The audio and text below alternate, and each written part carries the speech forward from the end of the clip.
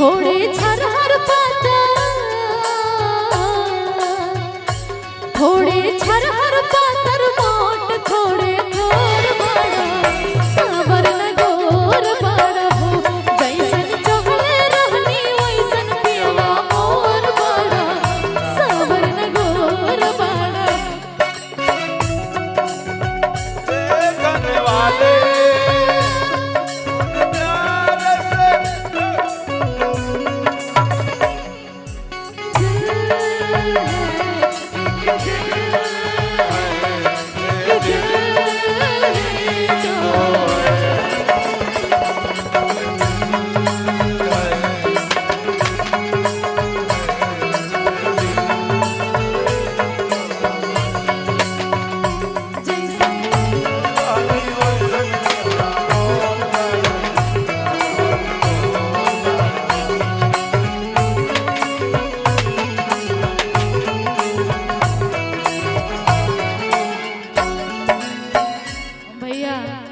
क्या चाह रहे हैं हम भाग जाएं हमको डर लगता है बाबा हट कर दे रहा है मतलब हट कर चाचा कोई दिक्कत और ले जाता रू बैठा आप मत डराइए नेहा जी भूमिहार के प्रोग्राम में इतना होला ये चलते परशुराम जी के नहीं इतिहास जानता रे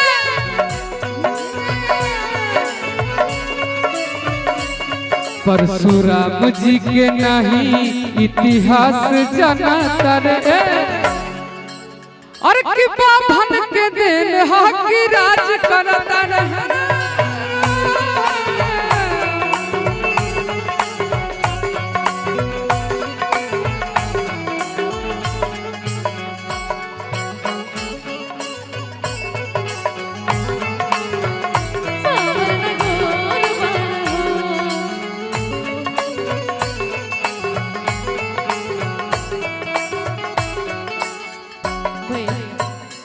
भैया एक बात बोल रहे हैं बुरा नहीं मानिएगा नहीं बुरा मत मानिएगा मुझे थोड़ा धक धक सा होता है ठीक है अकेले घर के हैं मर मुरा जाएगा खत्म हो जाएगा थोड़ा धक धक हो रहा है इसलिए आप हमारे भाई समान हैं गाने के बाद थोड़ा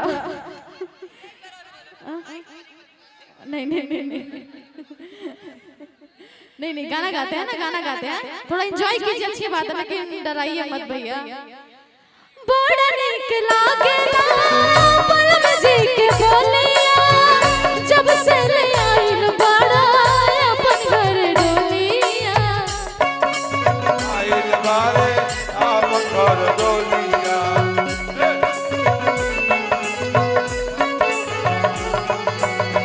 बड़ा नीक लागेला पलम जी के बोलिया जब से ले आइल बड़ा डोलिया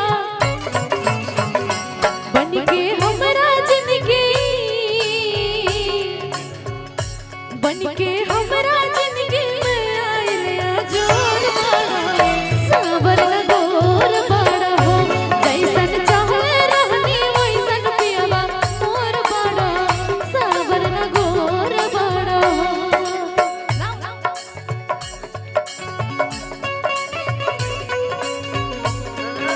जैबा कहिया दुल्हन बनैबा सजान हो कैद के सतावे मोर हरिया बलम हो कैद के सतावे कैसन सोचले रहली वैसन धनिया मोर बारी ना समर गो बारह छरहर पातर औरी मोरे मोर बारी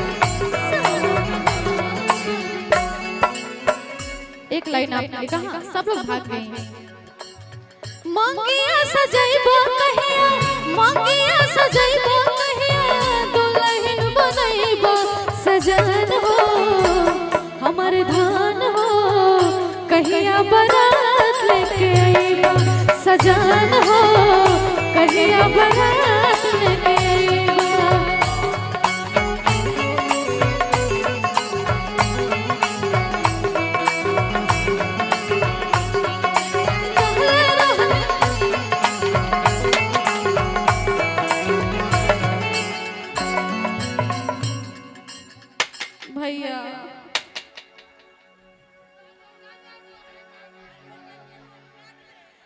छाती करेले उतान, छाती करेले उतान, हरदम कचरेले पान, छाती करेले उतान, हरदम कचरेले पान, सगरो चलल बचलान रंगबाज राजा के, सगरो चलल बचलान रंगबाज राजा के, छाती करेले उतान, हरदम कचरेले पान, छाती करेले उतान, हरदम कचरेले पान, सगरो चलल बचलान रंगबाज राजा के, सगरो चलल बचलान रंगबाज राजा के। हेलो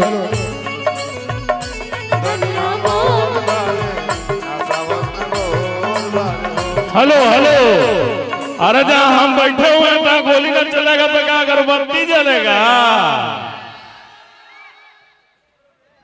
नहीं नहीं बिल्कुल, जो जिस जहाँ का जो क्षेत्र है उसके हिसाब से आप लोग बहुत अच्छे नहीं, जहाँ भी बोलिए वही चलेगा, जहाँ बिक्कू भाई बैठल रहेगा। जिसको जिसको खाना खाना है वो कृपया जाके खाना खा ले। भाई है मेरा बिक्कू सिंह। बिक्कू भैया आइए ना, आपके भी ना जग सुना लग रहा, जाइए ना एक बार।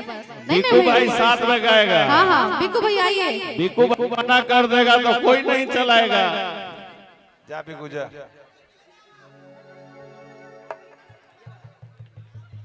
हाँ आपके भी ना भैया, सॉरी।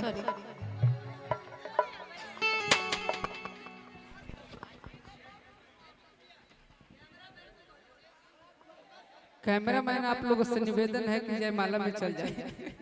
नहीं कैमरा मैन आप लोग सीधे उधर हाँ इधर ही कर लीजिए, उस साइड में मत। बड़ा नहीं कर, उन्हें ध्यान न दे। लेफ्ट साइड में कैमरा आप लोग मत लगाइएगा, सीधे फोकस कीजिए कलाकार पर। आइए नेहा जी भैया। हाँ सीए लगा लेगा। हाँ सीएम बन जाते हैं। अच्छा अच्छा, यहाँ का वीडियो ना कोई बनाया ना? अच्छा वीडियो नहीं कोई बनाएगा, अपना एंजॉय हो रहा है, ठीक है? वही है, मैंने अपने से बाएं साइड का फोटो नहीं लेना है, सीधे कलाकार का फोटो लेना है। ना लिए वो लोग रोज वो लोग भैया से रोज मिले। एक बात बोलूं, भैया पे शूट कर रहा है, छाती करेले उतान। लेकिन जानते हैं, हाँ नेहा सही है, लेकिन आप इसको इतना हल्के में बोल रही है ना, इसको थोड़ा मेरे जैसा बोलने दीजिए, मर्द जैसा।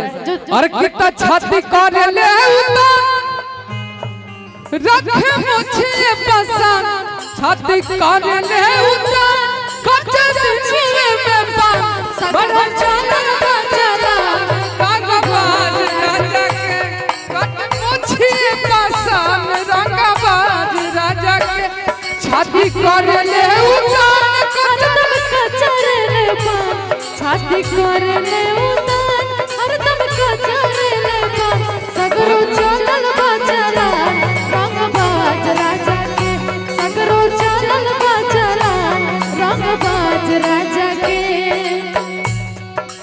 लेकिन सी लगा ले तो हम कुछ कह पाए, इनकर स्केल में से ना कहे लगा ले। हाँ भैया बिल्कुल लगाइए ना।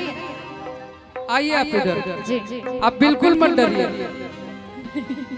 आप ये लोग डरने लगेगा।